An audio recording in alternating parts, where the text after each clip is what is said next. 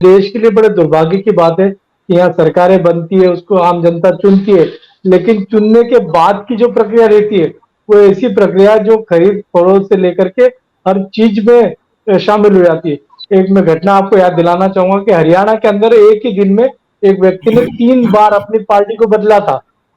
उसके बाद इसमें काफी सोच विचार हुआ, लेकिन जो विचार होना चाहिए था वो आज तक उसको लागू नहीं किया गया है। और इसका फायदा कुल मिलाकर जो राजनीतिक बड़े जो दिग्गज है वो इसका उठाते हैं। कहीं ना कहीं लोकतंत्र की हत्या करके वो सरकार बनाने में ज्यादा विश्वास रखते हैं। और मध्य प्रदेश का सबसे बड़ा उदाहरण है।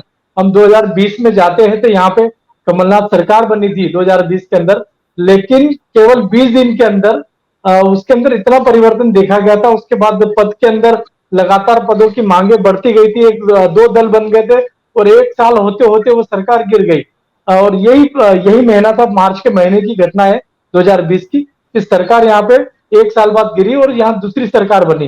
तो कारण केवल इतना है कि लोकतंत्र के अंदर एक जो हक है मतदाता में, वो केवल एक वोट देने तक है, उसके बाद जो उसका हक है वो मार दिया जाता है। जैसा आदरणीय भाई साहब ने बताया कि सिक्के का दूसरा जो पहलू है उसकी हत्या कर दी जाती है। और ये सबसे बड़ा दुर्भाग्य देश के अंदर कि वो चुनने के बाद जो आदमी पलटी मार के अपने हिसाब से चलता है, तो वो अपने हिसाब से पूरे सिस्टम को लगातार अपने हिसाब से ले जाता है। चाहे वो राजनीतिक दलों की हम बात करें, चाहे वो पद की बात करें, मंत्रिमंडल की बात करें या खरीद फरोख्त की बात करें, तो उसका मेन कारण यही है कि लोकतंत्र की केवल व्यवस्था इस देश के अंदर वहां तक है कि वोट डालने तक। उसके बाद वोट डालने के बाद उसकी व्यवस्था खत्म हो जाती है। और ये हमारे लिए बड़ी दुर्भाग्य की बात है कि हम आगे जाके हम कुछ नहीं कर पाते। देखा यही जाता है कि मतदाता का काम केवल एक वोट डाल करके आकर के समाप्त हो जाता है।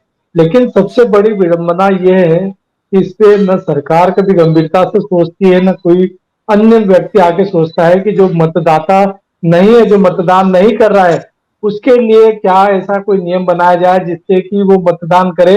क्योंकि मुझे लग रहा है कि अगर 100% मतदान होगा तो जो राजनीतिक दलों में जो एक है ना कि हम वाली जो बात है कि हमारी पार्टी जीतेगी, हम वो निश्चित ही धराशायी हो पाएंगे। और जिस तरह से कैसे चौधरी जी बोल रहे हैं, एक अलग व्यक्ति चुनकर आ सकता है अपने अधिक मत को लेकर के, क्योंकि अभी तक केवल जी विकल्प के रूप में दो ही पार्टियां रहती है और दोनों चौधरी के साहब, ही मतदाता ही चौधरी मत साहब कुछ डालते हैं, बोलना मुझे जहां तक चाहते हैं लग रहा है। महेश जी? नहीं, पर चौधरी साहब उनके हस्तक्षेप के बगैर जो व्यवस्थापन चाह रहे हैं वो नहीं आएगी, ऐसा मेरा मानना है। क्योंकि वह वो वर्ग है जो ये देखता है कि जो चल रहा है चलने दो, पर कब तक चलने दो। दिक्कत यह है कि कब तक चलने दो, क्योंकि जिस तरीके से जो वोटर है, आपने देखा वोटर जो 99% जो वोटर है वो या तो किसी एक पार्टी से जुड़े रहते हैं या किसी नेता से जुड़े रहते हैं। बस वही वोट डालते हैं और वही इस देश के भविष्य को तय कर देते हैं। तो निश्चित रूप से जब तक वो वर्ग जो जुड़ा हुआ है वो भविष्य तय करेगा, तो ये जो समस्या आ रही ये आते रहेगी।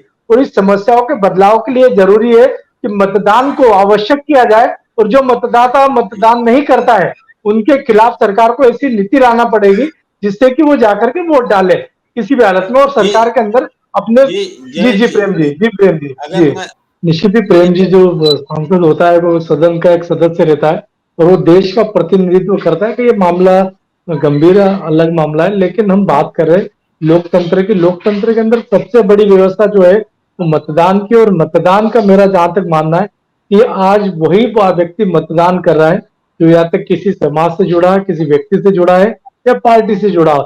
मैंने पहले भी इस बात को कहा कि जिस दिन 100% वोटिंग होगा उस दिन वो नेता चुने जाएंगे जिनको देश की जरूरत है, जिनको देश के लिए कुछ कर सकते हैं। लेकिन अभी व्यवस्था क्या है कि आपको वोट डालना, तक वोट वही लोग डालते हैं जो किसी राजनीतिक पार्टी से जुड़े हुए या व्यक्ति विशेष से जुड़े हुए हैं। और इसका फायदा जो है बड़ी पार्टियां जो उठा रही है। अरे वादे और वादों की बात, तो वादे तो आप मान लीजिए कि केवल केवल घोषणा होती, वादे होते।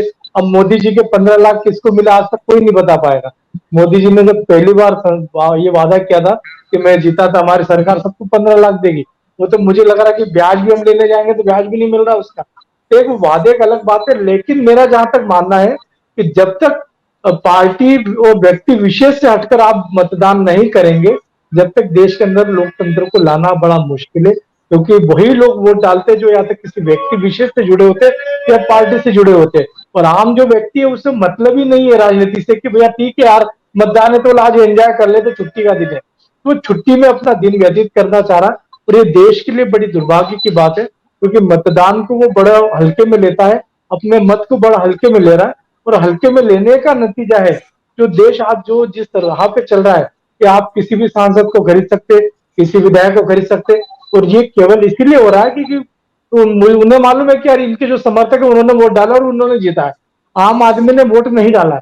और आप देखिए कि मुझे लग रहा है कि सरकार को एक नियम ऐसा लाना चाहिए कि इस क्षेत्र में अगर इतने मतदाता है तो इतने परसेंट वोट डलेंगे तो ही चुनाव को वैध माना जाएगा।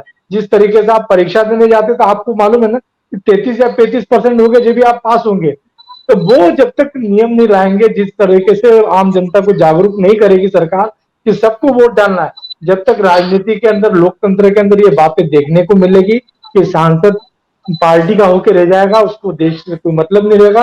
वो पहले देश की सेवा से पहले अपनी खुद की सेवा करेगा, अपने चमचों की सेवा करेगा, अपनी पार्टी की सेवा करेगा, और ये सेवा जो है ना वो लगातार जारी रहेगी। और इसे रोकने का एक ही तरीका है कि जो मतदान है वो 100% हो, क्योंकि 100% अगर मतदान होगा तो ही पार्टी विशेष से जुड़े हुए लोग, व्यक्ति विशेष से जुड़े हुए लोग के हटकर आम आदमी वोट डालेगा। जी प्रेम जी।